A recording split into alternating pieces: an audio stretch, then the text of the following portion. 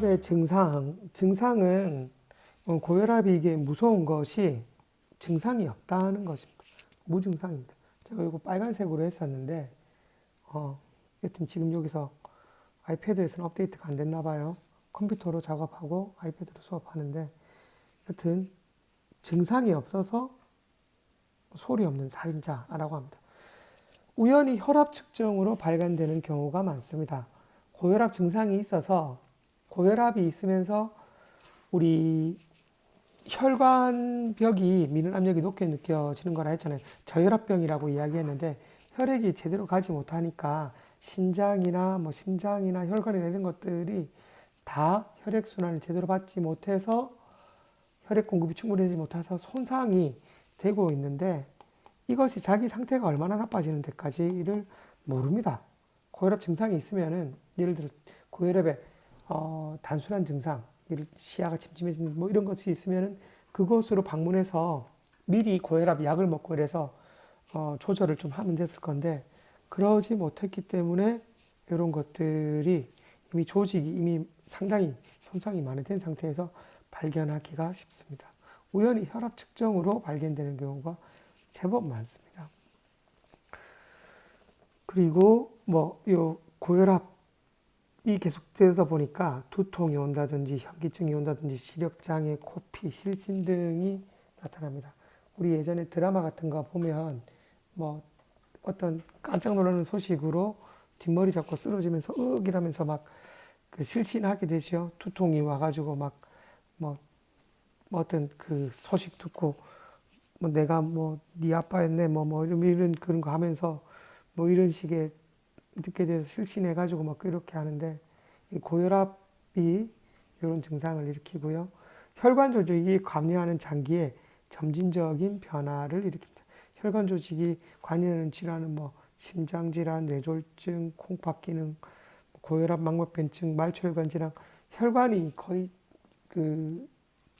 관여하지 않는 조직들이 거의 없잖아요. 뼈나 근육 이런 거 빼면은 내장기 조직이 거의 하기 때문에 이런 쪽으로 점진적 증상이 그 침묵의 살인자라고 했잖아요. 이게 그 두통 현기증이 고혈압으로 많이 이야기가 되는데 이것이 주로 고혈압 주증상은 아닙니다. 고혈압이 앞서 이야기했듯이 증상이 잘 안 나타나기 때문에 정말 우연히 이렇게 발견되는 경우가 많고요. 이것이 고혈압 상태가 장기적으로 지속되면 그 뇌졸중이나 심장 발작 같은 것이 발생할 수 있거든요. 혈액이 아까 이야기했듯이 전체적인 부분에서 계속 부족하기 때문에 뇌졸중, 출혈성 뇌졸중이라든지 허혈성 뇌부질증이라든지 부정맥 이런 것들, 신부정, 신장에도 혈액 공급이 잘 돼야지 신장이 우리 소변이나 이런 것들을 잘 걸러주는 곳이기 때문에 이러한 것들을 나타낼 수가 있습니다. 그리고 우리 고혈압 중에 고혈압은 일상적으로 잘 체크가 돼야 되는 거거든요. 병원에만 가면 이렇게 고혈압이 일시적으로 높아지는 것을 백의 고혈압 이렇게 이야기를 하는데 이게 백의의 천사 이런 것처럼 백의 고혈압 이렇게 하얀색의 고혈압 이런 식으로 이야기하는 것 같은데 그래서 고혈압 측정하려고 하면 우리 혈압계에 얼마 안 하거든요. 몇만 안 하는 걸로 일상적으로 체크를 해야 됩니다. 일상적으로 혈압 체크해가지고 그래서 고혈압 단계가 어떻는지 이렇게 살펴봐야 합니다. 네, 물리치료 중재 방법, 생활 방식, 식습관 개선 등 이런 것 있고 그에 보존적 치료 방법 이런 것들이 있습니다. 특별한 내용은 없고요. 비만, 과도한 체지방을 가진 상태, 국내에서는 BMI 25 이상, BMI 측정해 보면 25 이상, 여러분 또래는 지금 아직 신진대사율도 높고 많이 움직이고 아직 결혼 안 하고 이래서 보통 살이 이렇게 찌진 않았는데 제 또래쯤 되면 25 정도는 이렇게 가볍게 넣습니다. 저도 지금 이거로 왔다 갔다 이렇게 하고 있는 수준인데 이렇게 되면 비만으로 이렇게 정의하더라고요. 피하 지방뿐 아니라 신체의 모든 지방에 내장기나 이런 쪽에도 지방 침착이 증가되어 있는 상태. 원인은 뭐 지나친 열량 섭취, 운동 부족, 뭐 유전적 요인 이렇게 이야기하는데 대부분 우리가 그 열량 섭취를 많이 하죠. 요 병원에서 그 비만 클리닉 이렇게 운영하는 의사 선생님하고 이렇게 이야기를 했는데 뭐 비만약 처방하고 이러면서 비만은 그냥 단순한 플러스 마이너스 게임입니다. 이렇게 이야기를 했던 것이 기억이 납니다. 결국은 내가 얼만큼 먹었느냐와 얼만큼 움직였느냐 요거 싸움입니다. 라고 이야기를 하더라고요.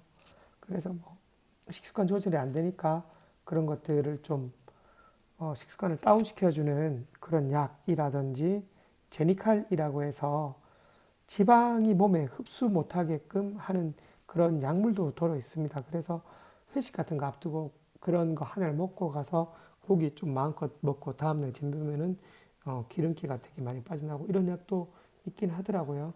그래서 그거는 뭐 처방받아서 드시는 것도 봤는데 여튼 기본적으로 플러스 마이너스 싸움입니다. 내가 저녁에 무엇을 많이 먹었느냐 안 먹었느냐 이런 거이고요.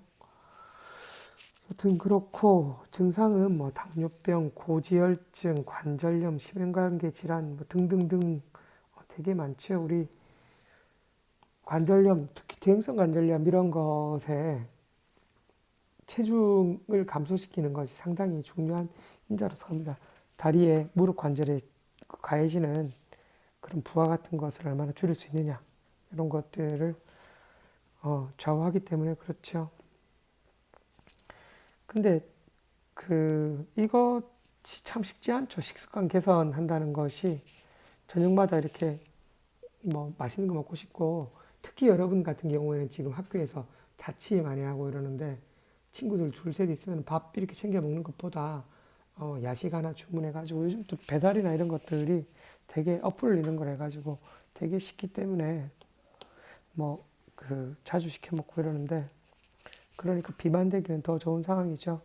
그러면서 스마트폰은 잘 되어 있고 참 제가 그런 여러분 때보다 살찌기나 비만되기가 참 되기 쉬운 사회 이런 것들은 가격이 되게 저렴하고 손 하나 갖다 가면 사올 수 있고 제 때는 물론 제가 어릴 때입니다. 초등학교 이때쯤 되면 치킨이라는 것은 한 달에 한 번 정말 딱 먹었습니다. 아버지가 월급 다 오시면 술 취해가지고 노란 봉투 같은 거에 종이 봉투에 치킨 사오면은 온 가족이 치킨 먹고 이런 정도였는데 요즘은 이런 사육 농가도 늘어나고 이러니까 비용도 되게 저렴하게 쉽게 먹을 수 있죠. 그래서 더 비만에 주의해야 되지 않는가 싶습니다. 규칙적 운동 프로그램, 뭐 식습관 관리 프로그램 이런 것들을 제공하고 그렇게 할 수 있겠죠. 자, 성인병 질환 뭐 여기까지 하겠습니다. 별로 내용이 어려운 것 있지 않았을 겁니다. 이렇게 하고 그 다음 치료적 마사지 수업을 이어가겠습니다. 마지막 장입니다. 치료적 마사지. 치료적 마사지는 여러분들 4학년 2학기 되면 제가 요 실습을 위주로 수업을 합니다. 치료적 마사지 수업을 하는데 치료적 마사지 그럼에도 불구하고 제가 작년에까지는 안 했던 거 이렇게 물리치료 중재학에서 하는 것은 앞서 말씀드렸듯이 치료적 마사지가 그 교재에는 거의 포함 안 되어 있는데 문제집에 포함이 되어서 이렇게 있더라고요. 주요 메이저 문제집들에 포함이 되어 있어서 내용을 가져왔습니다. 내용은 뭐 몇 장 되지 않습니다. 간단하게 할 수 있는 것인데 치료 마사지 기법과 적응증, 근기증 뭐 이런 것만 알면 되는데 그것을 하고 제가 4학년 수업에서 하는 치료적 마사지는 실제로 임상에서 쓰이는 도수치료라고 하는 측면에서 트리거 포인트 찾아서 이완시키고 연부조직 손상에 대해서 어떻게 살펴보고 뭐 그러한 것들 통증에 대해서 어떻게 인식하고 그리고 제가 주로 연구하는 파샤, 릴리즈, MFR 기법 이런 것들을 그리고 그 케이스 스터디 이렇게 해가지고 각 주별로 여러분들이 할 수 있게끔 하는데 그냥 요거 기본적인 뭐 마사지 기법들에 대해서 나와 있는 것들이 있기 때문에 요것을 물리치료 중재학에서 이렇게 수업을 합니다. 마사지의 개념. 마사지는 마소라는 그 고대 뭐 라틴어에서 아마 유래된 것 같은데 여기서 유래되어서 퍼졌습니다. 마소라고 하는 것은 만지다, 문지르다 라는 뜻인데요. 우리 이렇게 마사지 하면은 이렇게 만지고 문지르고 이러잖아요. 우리 뭐 콩 부딪혀도 아프면은 문지르기도 하고 어깨 아파도 어깨를 이렇게 스스로 주무르기도 하고 뭐 그러죠. 그것을 전문적으로 하는 그런 직군이 생겨나고 마사지하고 그렇게 해서 통증 개선시키고 물리치료사가 이런 식으로 하면서 점차적으로 행동 개선되고 이런 식으로 해서 파생된 것으로 그렇게 알고 있는데 하여튼 그 기본적인 마사지는 만지고 문지르는 그 어원에서 유래되었다. 연부 조직을 손이나 도구를 활용해서 주무르거나 문질러 뭉침을 해소하고 혈액순환을 증진시킨다. 연부 조직이라고 하는 것은 뭐 뼈를 제외한 모든 조직들을 다 이야기합니다. 신경 이런 것도 다 포함해서 이야기를 하고요. 주로 이야기하는 것은 뭐 근육이 되겠지요.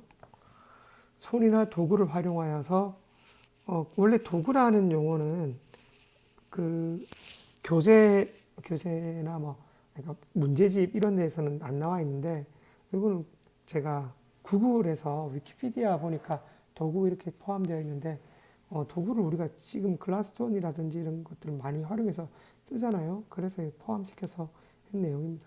혹시나 뭐 국가고시나 이런 거에서 이런 문제가 뭐 다음 중 마사지의 정의로 손이나 도구를 썼다, 도구를 쓴 게 아니다, 뭐 이런 이야기는 전혀 나오지 않으니까 염려 마십시오. 만약에 그렇게 나온다고 해도 도구를 활용한다는 것이 정답입니다. 뭉침을 해소하고 혈액순환을 증진시킨다. 뭉침과 혈액순환을 개선시키는 것이 마사지의 주 기능이죠. 마사지의 목적, 경련의 이완이나 통통 감소. 아프니까 하죠. 그리고 뭉쳐가지고 불편하니까 이렇게 하고 연부조직 손상의 치유를 촉진한다. 우리 혈액순환이 안 되는 부분을 문질러가지고 국소순환도 증진시키고 전체적인 혈액순환도 전신의 순환도 증진시키게 됩니다. 여기서 순환이라고 이야기하는 것이 꼭 혈액순환뿐만이 아니라 림프순환이나 이런 것들도 다 같이 증진을 시킵니다. 그래서 노폐물도 빼주고 이렇게 하는 것이죠. 연부조직 대사불균형 해소 이것도 혈액순환이나 림프순환 등으로 인해서 정체되어 있던 것들이 우열도 감소되고 림프 체액이 쌓여있는 것도 개선되고 이렇게 됩니다. 그리고 부종도 감소되고 운동 범위의 증진, 팔이 아파서 혹은 한쪽 근육이 짧아져 있어서 팔을 들 때 가동 범위가 제한이 되어 있었다라고 하면 그 부위를 우리가 치료적 마사지를 해서 운동 범위를 개선시킬 수 있고요. 생리적, 역학적, 정신적 안정 상태를 유도한다. 생리적인 것은 우리 그 조직 안에서 혈액순환을 증진시키고 역학적이라는 것은 근육이 짧아져 있고 어디는 길어져 있고 이런 것으로 보면 되겠고 정신적 안정이라고 하는 것은 우리 접촉이 주는 안정감 이런 것들이 있잖아요. 그죠? 그런 것을 생각하시면 되겠습니다. 마사지의 적응증, 마사지 요것이 사실 이번 챕터에서 가장 중요한 것이 아닌가 싶습니다. 요걸로 가장 문제 낼 만합니다. 마사지의 적응증은 염좌, 좌상. 염좌는 우리 그 인대에 발생한 거고 좌상은 근육에 발생한 것을 그렇게 이야기하죠. 그리고 골절, 탈구, 신경 손상에 골절되거나 탈구 부위에 마사지의 적응증이라고요 생각하기 좋은데 골절이 되었을 때 급성기에 그 골절 부위를 만지는 건 아니겠죠. 이미 고불절에서 언급했지만 골절 부위에 급성계 바라는 것이 아니라 골절이 시간 지나고 나서 이렇게 그 부위가 아물고 그랬을 때 부드러운 마사지, 탈구 부위나 이런 것들을 통증 감소시켜주기 위해서 한다라고 이렇게 보시면 되겠습니다. 신경 손상 같은 부위도 부드럽게 그 주위에 마사지를 해주고요. 관절염이라든지 윤활주머니염 이런 것에 부드러운 마사지들, 마비성 질환이나 다발성 경화증, 신경증 등에 적용할 수가 있습니다. 즉 마사지의 적용증을 보면 광범위한 양부조직 손상에 대부분 다 적용할 수가 있습니다. 마사지의 근기증이 사실 제일 중요합니다. 근기증만 잘 이해하고 있으면은 적응증은 뭐 웬만하면 이때 하면 되겠지라고 하는 게 제가 등해놨잖아요, 그죠? 근기증 아닌 거에는 다 적응증이라 보면 됩니다. 뭐 그게 아니다 이러면 예를 들면 근기증 아닌 거에 마사지 적응증으로 안 나와 있는데요라고 하지만 부드러운 마사지를 적용하면 안 됩니까? 라고 반문하면 아니다라고 이야기할 수 있는 것이 아니거든요. 그래서 사실은 근기증만 이렇게 알아두셔도 충분합니다. 근기증은 악성 종양, 우리 암이라고 했지요. 요것은 암이 이렇게 퍼져나가거나 이런데 마사지를 해서 더 안 좋아질 수 있기 때문에 마사지 근기증이고요. 두 번째, 혈전성 정맥염. 요것도 마찬가지로 혈전이 피떡이 되는 거잖아요. 그죠? 피 덩어리가 이렇게 막 뭉쳐가지고 다리나 이런 쪽에 넓은 혈관에 대퇴동맥이나 이런 곳에 혈전이 많이 있는데 아니면은 뭐 이런 상황에서 혈전성 정맥염이 진단받은 상황에서 우리가 이 마사지 막 해가지고 이 혈전이 내린 붙어 있는 것이 떨어져가지고 가느다란 뇌혈관이나 이런 쪽을 막을 수가 있습니다. 그래서 이 경우에는 마사지의 근기증으로 여러분들이 알고 계시면 되겠고요. 전연성 피부염 있는데 거기에 직접적으로 닿으면 안 되겠죠. 그리고 화농성 피부염 이거는 우리 골마 가지고 있는 부위에 이렇게 이런 마사지 같은 것을 적용하면 안 되겠죠. 그리고 관절결핵 이것도 결핵균이 관절에 이렇게 침투되어 있는 그런 상황이기 때문에 마사지에서 혈액순환을 증가시키면 이런 것들이 결핵균이 더 퍼져서 증상이 심해질 수 있겠지요. 이와 유사한 뼛속 질염, 뼈 속에 이렇게 세균이 있는 상태라든지 급성염증이라든지 심장질환 등이 있는 경우에 혈액순환을 증가시키는 것이 도움이 되지 않겠죠. 근기증을 곰곰이 보면 감염의 위험이 있거나 혈액순환 장애가 있어서 증상을 악화시킬 수 있는 경우에 대부분 다 감염 혹은 혈액순환 장애 이런 것들이 근기증이거든요. 그래서 여러분들이 이번 챕터에서는 마사지 근기증을 알아두는 것이 가장 중요하다라고 생각을 하시면 됩니다. 기법에 대해서 설명드리겠습니다. 이 마사지 기법까지 하면 뭐 치료적 마사지의 이론적 부분들, 국가고시 대비한 치료적 마사지 부분들은 거의 대비가 됩니다. 근데 실제로 저 같으면은 아마 시간 더 지나고 나면 트리거 포인트나 이런 부분들에 대해서 좀 이야기가 더 되지 않을까. 거기서 액티브, 레이턴트, 트리거 포인트 구분하는 법이라든지 뭐 이런 것들을 더 들어갈 것 같은데 요 마사지 기법은 국가고시 나오는 것은 요 기법들만 마무리하면 될 것 같습니다. 이것들이 이 이야기를 계속 드리는 것이 마사지 기법이 요게 다다 라고 생각하실까 싶어서 미리 선행적으로 말씀드립니다. 그리고 마사지를 적용하기 전에 피부 마찰을 줄이기 위해서 마사지 윤활제를 사용하기도 합니다. 코코넛 버터라든지 코코넛 오일 이런 것은 우리 글라스톤 쓸 때 그쪽에서 쓰는 것은 코코넛 버터 오일 이렇게 써가지고 약간 고체 형태입니다. 그리고 우리나라에서 개발했던 것들은 액체인데 약간 그런 고체인데 액체 이런 형태 로션 같은 그런 형태고요. 그렇고 뭐 오일이나 파우더 같은 것을 바르기도 합니다. 근데 이것을 또 많이 바르면은 우리가 잘 미끄러지겠지, 그죠? 너무 잘 미끄러지니까 그러면은 조직에 마사지 압을 해서 치료를 해야 되는데 잘 미끄러지니까 그것을 방지하기 위해서 더 높은 압력을 적용하게 되겠죠. 그래서 생각보다 적게, 적당히 하는 것은 적게 발라주는 것이 필요합니다.